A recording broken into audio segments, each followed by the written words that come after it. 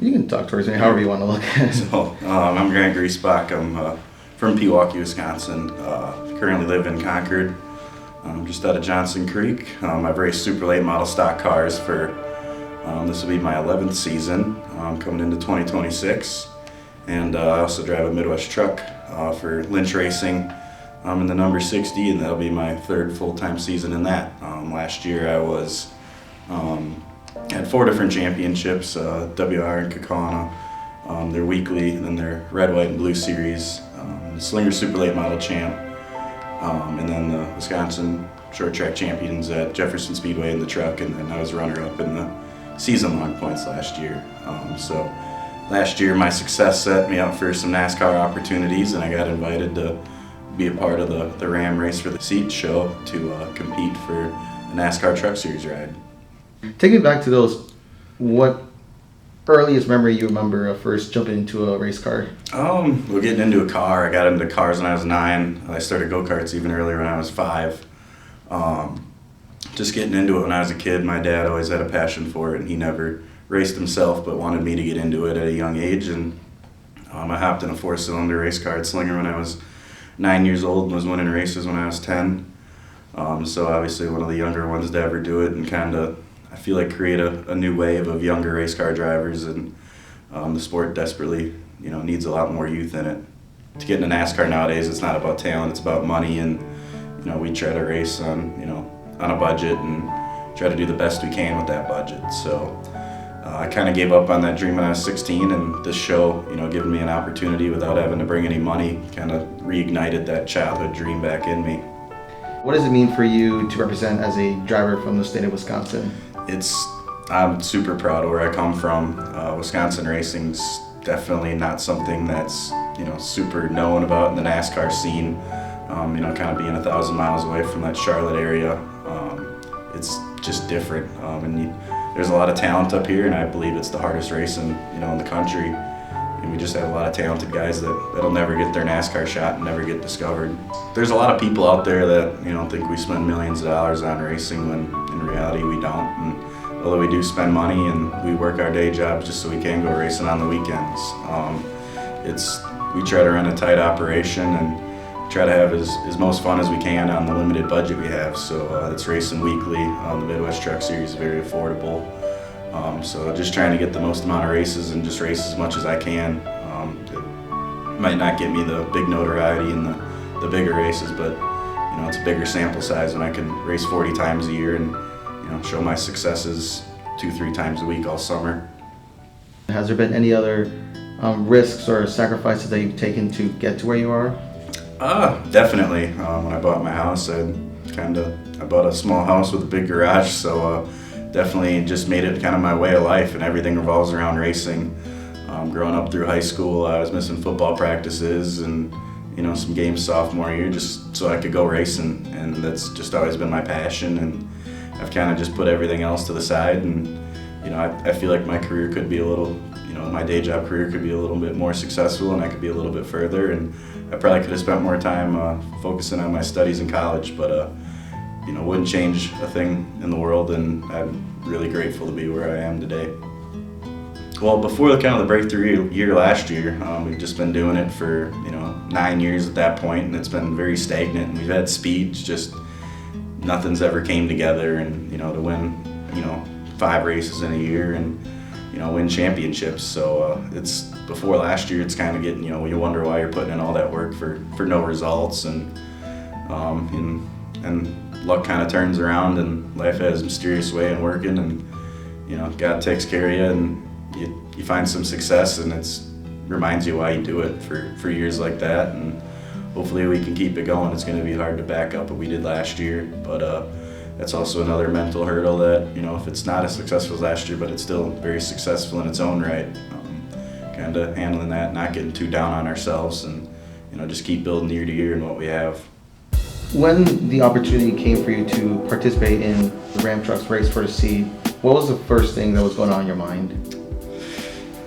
Well, first, was it real? Roush did something similar 20, 25 years ago in the early 2000s, and I didn't have a whole lot of time to prepare. I had about 5 weeks before I left to go. It was kind of weird the first couple days. There's cameras everywhere, bedrooms, around the house, everywhere at the racetrack. And it definitely took a few days, and you're afraid to say the wrong things in front of the camera, but I think we had 15 days of recording, so after a few days it almost just becomes you just be who you are. It's hard to hide for that long, when cameras are on you 24/7. You can't really fake who you are.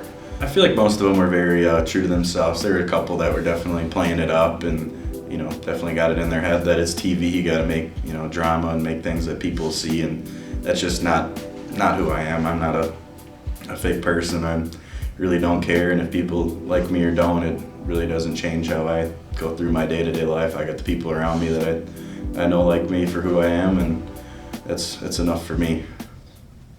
Up until the end of the show, what exactly were you able to gain out of that experience, whether it's track experience or just something mentally that you've learned after the show? Well, as a racer perspective, driving those late models down there, they're quite a bit different than what we have. They're a little bit more like the Cup cars of old. They have truck arms, steering boxes. We're way different. Those cars are perimeter chassis, 500 pounds heavier than what we got, a little less horsepower. So there definitely was an adjustment to drive on the legend cars we drove that I barely fit in. I drove as a kid when I was 12, so used to fit in them better, and I've kind of been in that world a little bit. But the biggest thing that I took out of the show is lifelong friends, the other cast members. We have a group chat, and it's just people that you have to follow their race careers, and it's people you would have never met and never known or never cared about. So it's just kind of lifelong friends in the racing industry that you don't compete against, but they're doing similar things in their own right.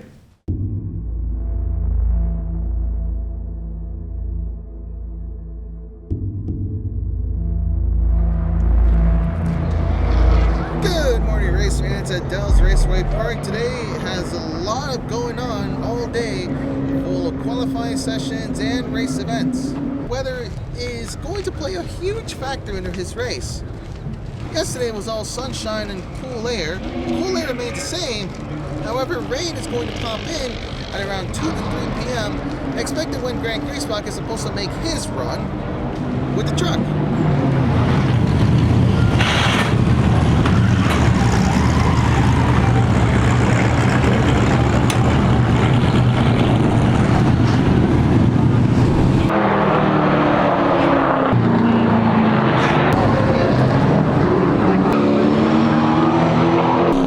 So Griesbach has to give it a go-ahead to start his qualifying laps. He's got the green flag. This is his first of 3 attempts.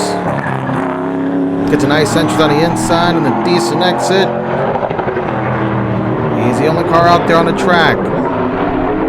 First lap is complete for 14.589.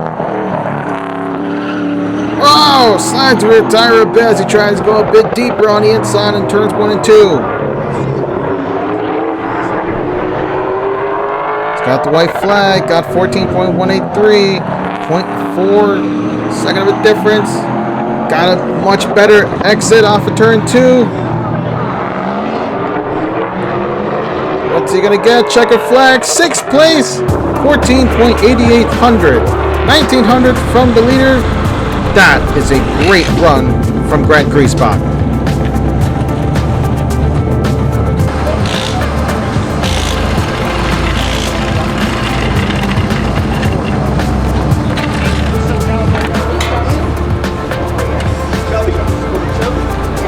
They're trying to get AJ. He said I knew after I landed, I was going to go faster because the track was just getting shittier and shittier. So like, probably a ton difference between the track and before it got cold too. How did they determine the order? They pulled over chips.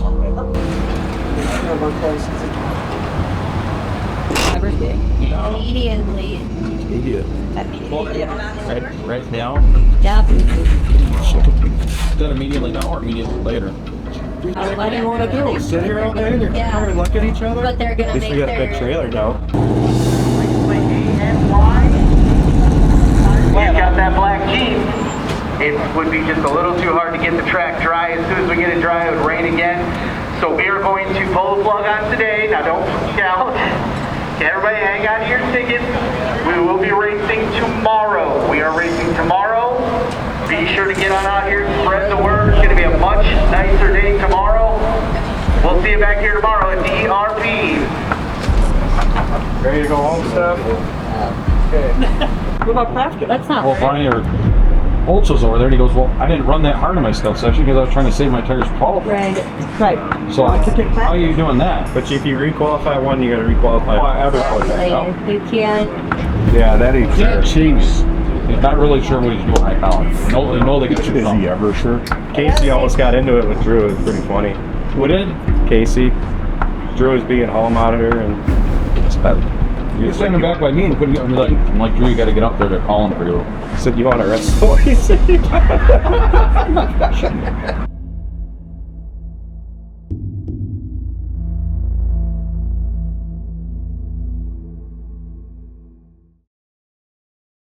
you how much attention that takes to go 10 for 2-0.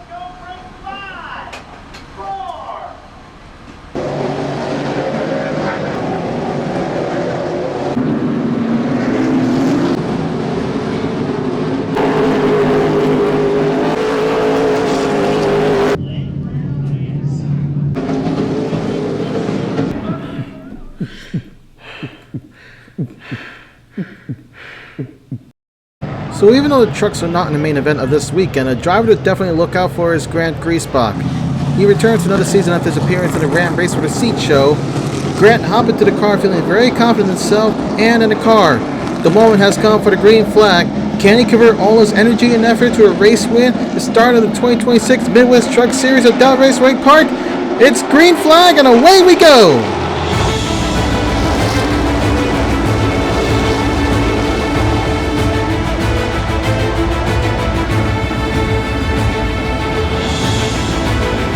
Griesbach has his speed. He has the exit deep into the inside, gets second place.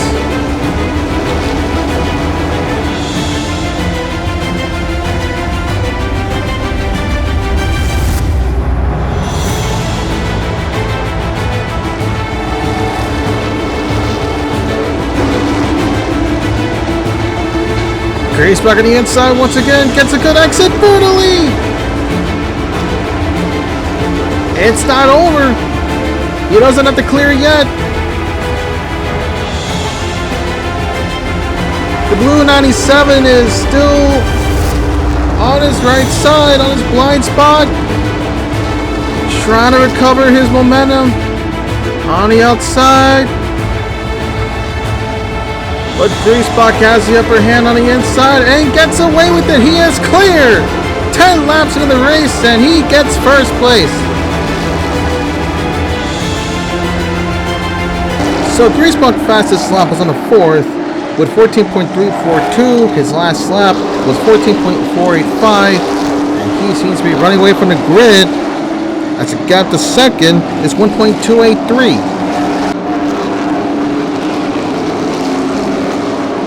Oh no! We're going to spin off of turn number 4. On the 24th lap, caution is out. Number 52 also comes to the pits with issues.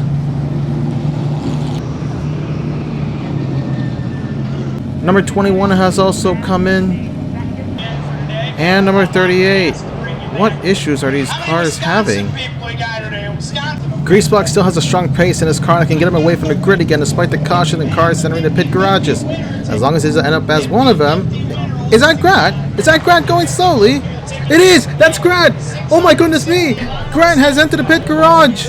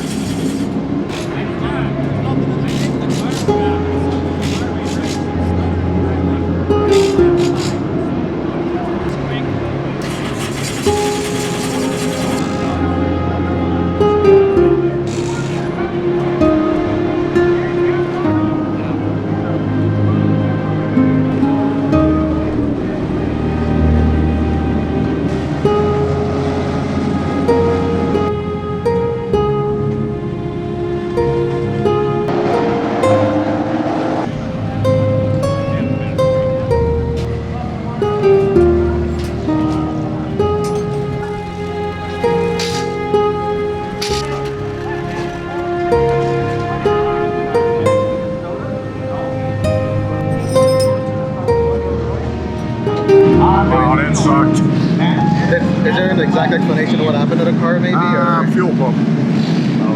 Schneider, Andy Angelis, row number 1. Mechanical, what can you do? That's racing. Mechanical failure, you really can't get away from it, you know? It's part of racing, just like the weather.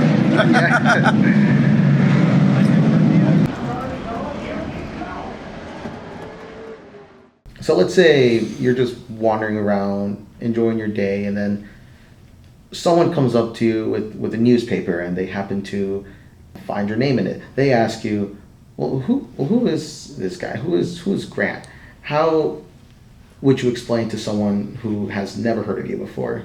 I'd explain myself, kind of just as a, race car driver, but also just a real person. I feel like I'm very authentic in what I do, and if something's on my mind, I'll say it, right or wrong. Whether you like it or not, I'll tell you. So, just authentic, true to myself. Love the people around me and my family. I'm very family driven, and race is just what I do. I love doing it. That's what I live for. I wake up in the morning to, motivated to go to work, so I can have the money to go racing, and just everything in my life seems to revolve around it. Co-host Eric